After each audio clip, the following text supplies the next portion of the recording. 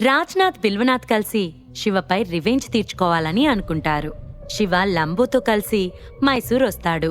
మెహ్రా ఫ్యామిలీకి సంబంధించిన ఏదైనా క్లూ అక్కడ దొరుకుతుందేమోనని శివ ఉద్దేశం.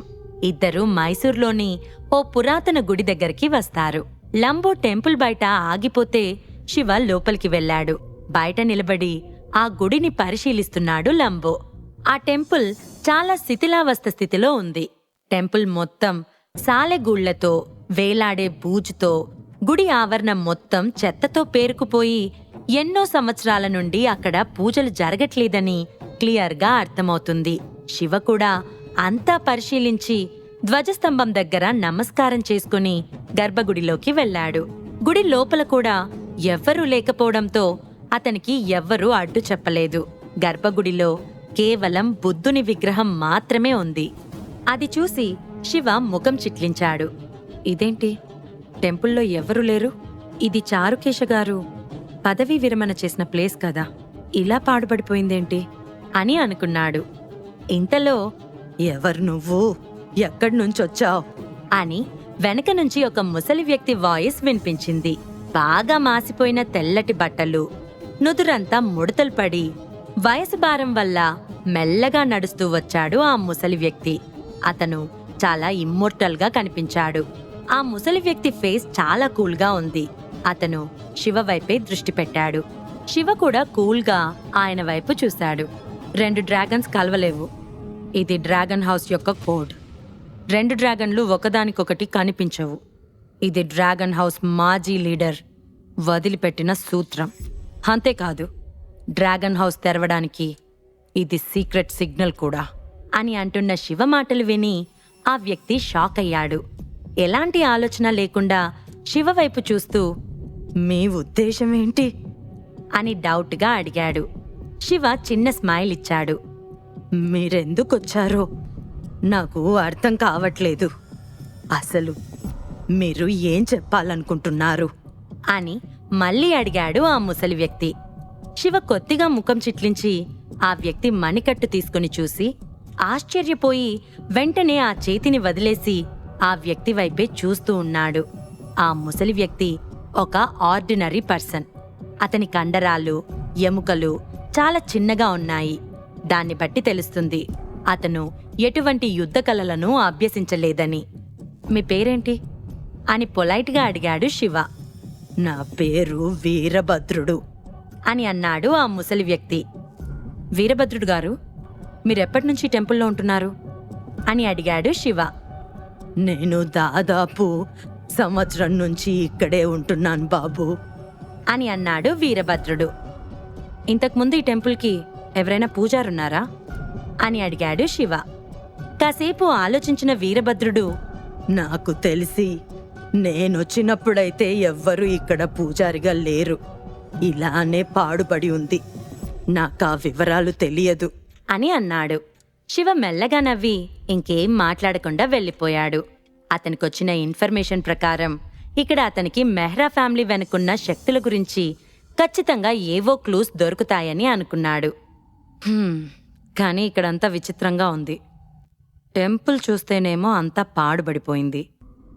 అసలేం జరుగుంటుంది? చారుకేశ గురువుగారు ఎక్కడికెళ్లారు అని ఆలోచిస్తున్న శివ టెంపుల్ నుండి బయటకు వెళ్లి లంబోని కార్ తీయమన్నాడు. లంబో వడివడిగా వెళ్లి కార్ తీశాడు. కార్ దగ్గరికి వెళ్లబోతున్న శివ కనుబొమ్మలు అకస్మాత్తుగా విచ్చుకున్నాయి. అతని ముఖం ఎర్రగా మారింది. అతనికున్న పవర్ వలన ప్రమాదం పసిగట్టిన శివ వెంటనే లంబోని గట్టిగా పట్టుకుని వెనక్కి లాగాడు. అంతే, ఒక్కసారిగా ఆ కార్ పేలి మంటలతో ఎగిసిపడి పెద్ద శబ్దం చేస్తూ 20 మీటర్ల ఎత్తుకు ఎగిరి కింద పడింది. ఆ కార్ నుంచి విపరీతమైన అగ్ని, వేడి తరంగాలు ఎగిసిపడుతున్నాయి. ఆ బ్లాస్ట్ యొక్క ప్రభావం వల్ల సిమెంట్ ఫ్లోర్ అంతా చిన్నాభిన్నమైపోయి కంకర్ అంతా ఎగిరిపడుతుంది.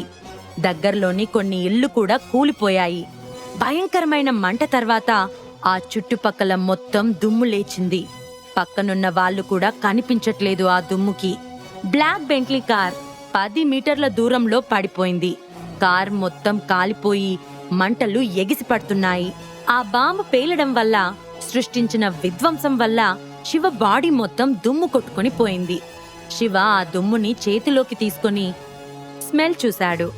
ఎక్కడిది క్రూరత్వం అని అనుకున్న శివ కళ్ళు కిల్లింగ్ ఎక్స్ప్రెషన్స్ తో నిండిపోయాయి. కళ్ళు తిప్పి చూసిన శివ షాక్ అయి బాధగా లంబో అని గట్టిగా అరిచాడు. లంబో బాడీ మొత్తం రక్తంతో నిండిపోయి నేలపై పడి వణుకుతూ ఉన్నాడు. శివ లంబో దగ్గరికి వెళ్లి అతన్ని దగ్గరికి తీసుకుని అతనికి తగిలిన గాయాల్ని చూశాడు. చాలా శిథిలాలు అతనికి కాళ్ళకి, చేతులకి, బాడీకి గుచ్చుకున్నాయి. ప్రాణాపాయమేమీ లేదు. కాని లంబో బాంబు పేలుడికి దగ్గరగా ఉన్నాడు కాబట్టి చాలా ఎఫెక్ట్ అయ్యాడు. అతని బాడీ దృఢంగా లేకపోయినట్లయితే ఆ బాంబు దాడికి అతని బాడీ ముక్కలు ముక్కలు అయిపోయి అక్కడికక్కడే చనిపోయి ఉండేవాడు. శివ లంబోకి హెల్ప్ చేస్తుంటే మిస్టర్ శివ ఓకే అని గట్టిగా ఊపిరి పీల్చుకొని ఇబ్బందిగా ఫీల్ అవుతున్నాడు లంబో. అప్పటికే అతని కళ్ళు కోపంతో నిండిపోయాయి. నాకు అగైనెస్ట్గా కుట్ర చేయడానికి ఏ వెధవ బాంబు పెట్టాడో నాకు తెలియదు. I'm so sorry mister Shiva. ఇది నా సబార్డినేట్ తప్పు. నేను దీన్ని గమనించలేదు. నా నిర్లక్ష్యం చాలా పెద్ద తప్పుకి దారితీసింది అని సిగ్గుతో తలదించుకొని అన్నాడు లంబో. చాలా కాలం పాటు ఓవర్సీస్ ఫైటింగ్ కింగ్ గా ఉన్న లంబోకి ఇలాంటి సిచ్యువేషన్స్ కొత్తేమీ కాదు. ఇప్పుడు జరిగిన సంఘటన తన పనితనానికే సవాల్ విసిరింది. ఇది ప్రెసిడెంట్ శివ ముందు అతనికి చాలా అవమానకరంగా అనిపించింది. శివ ఫేస్ చాలా కోపంగా ఉంది. అతను లంబోని బ్లేమ్ చెయ్యడు. ఎందుకంటే లంబో కిల్లర్ని గుర్తించలేకపోయాడు. శివ బాడీ మెరుపులా కదిలింది. వెంటనే టెంపుల్లోకి తిరిగి వెళ్లాడు. ఆ టెంపుల్లో ఎవ్వరూ లేరు. అప్పటి వరకు అక్కడ శివతో మాట్లాడిన వీరభద్రుడు మిస్ అయ్యాడు. శివ కళ్ళు సీరియస్గా ఉన్నాయి. అతనిలో కోపం చల్లారలేదు. నాకే చావుని చూపించాలనుకోవడం ఎంత ధైర్యం! చీకట్లో బాంబు పెట్టిన ఈ వ్యక్తి నన్ను చాలా తక్కువ అంచనా వేశాడు. నేనేంటో వీడికి ఖచ్చితంగా తెలియాలి అని తనలో తాను అనుకున్నాడు శివ. అతని కళ్ళు క్రమంగా ఆలోచనల్లో మునిగిపోయాయి. వెంటనే తనని తాను స్థిమితపరుచుకొని టెంపుల్ చుట్టూ చూసి అంతా స్కాన్ చేశాడు. ఒక్క క్షణం కళ్ళు మూసుకున్నాడు. తను ఇంతకుముందు మాట్లాడిన వ్యక్తి ముఖాన్ని గుర్తు చేసుకున్నాడు. టెంపుల్లోని ప్రతిదీ మైండ్లో ఫీడ్ చేసుకున్నాడు. వెంటనే అతని వేళ్లు క్రమంగా చిటికెలు వేస్తూ ఉన్నాయి. శివ చిన్నప్పటినుంచి తన జీవితం యొక్క భవిష్యవాణిలో నిమగ్నమైపోయాడు. అతను తన లైఫ్లో వీరభద్రుడు అనే వ్యక్తిని ఎప్పుడైనా ఎక్కడైనా కలిశానా అని గుర్తు తెచ్చుకుంటున్నాడు. ఇదంతా మెటాఫిజిక్స్ యొక్క చిన్న మెథడ్. వస్తువులను బట్టి లేదా ఆ వ్యక్తులున్న పరిసరాలను బట్టి వాళ్ళని కనుగొనే ఎఫెక్ట్ పద్ధతి. ప్రెజెంట్ శివ ఆ మెథడ్నే యూజ్ చేస్తున్నాడు. మైసూర్లోని ఒక ఆర్డినరీ ప్లేస్లో ముగ్గురు వ్యక్తులు ఒక గోన సంచిని విసిరేశారు. ఆ గోన సంచి లోపల వీరభద్రుడు అపస్మారక స్థితిలో ఉన్నాడు. అన్నా, ఈ ముసలాన్నేం చేయాలి అని ఆ ముగ్గురులో ఉన్న నల్లగా ఉన్న వ్యక్తి ఆ గ్రూప్కి లీడర్గా ఉన్న మరో వ్యక్తిని అడిగాడు. ఆ వ్యక్తి లో వాయిస్తో, పెద్దగా అరవకు, ఆ ముసలాన్ని తీసుకుని నదిలోకి విసిరే అని అన్నాడు. సరే అని ఆ అవతల వ్యక్తి తల ఊపి, ఇంతకీ ఇందాకొచ్చిందెవరు? మన డ్రాగన్ హౌస్ సీక్రెట్ కోడ్ అతనికెలా తెలుసు అని అడిగాడు మొదటి వ్యక్తి. అతను చారుకేశ వంశానికి చెందిన వ్యక్తి అని చెప్పాడు. మర్చిపోయావా? ఆయనకి వారసులు లేరు. ఈ వ్యక్తి కేవలం గురువుగారికి ద్రోహం చేసిన వ్యక్తి. నువ్వు చచ్చిపోకూడదనుకుంటే చారుకేశ ప్రభు ఒక్కడే అని క్లియర్గా గుర్తుపెట్టుకో. ఆయనకి వారసులంటూ ఎవ్వరూ లేరు. నువ్వు ఈ విషయం గురించి బయట మాట్లాడితే నువ్వు ఖచ్చితంగా చస్తావు అని సీరియస్గా అన్నాడు ఆ లీడర్. ఓకే అన్నా, మాకర్థమైంది అని నల్లగా ఉన్న వ్యక్తి తలదించుకొని భయంతో చెమటలు కక్కుతున్నాడు. ఇక మనం బ్లాస్ట్ చేయాలనుకున్న వ్యక్తి మన గురువుగారికి ద్రోహం చేసిన వ్యక్తి. గురువుగారి దగ్గర నుంచి ఎన్నో విషయాలను నేర్చుకున్నాడు. కానీ ఆ తర్వాత అతను గురువుగారికి ఎదురు తిరిగాడు. ప్రజెంట్ అతనికి ఎన్నో మార్షల్ ఆర్ట్స్ ఫైటింగ్ స్కిల్స్ ఉన్నాయి.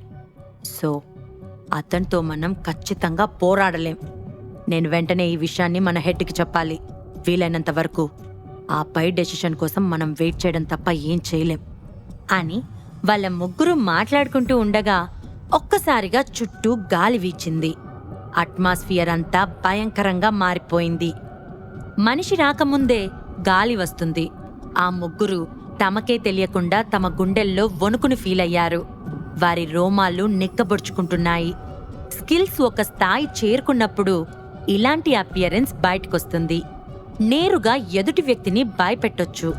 ముఖ్యంగా పురాతన యుద్ధ కళలు నేర్చుకున్న వాళ్ళు ఈ రకమైన మర్డర్ స్పిరిట్ని ఎక్కువగా ఇంప్రూవ్మెంట్ చేయగలరు.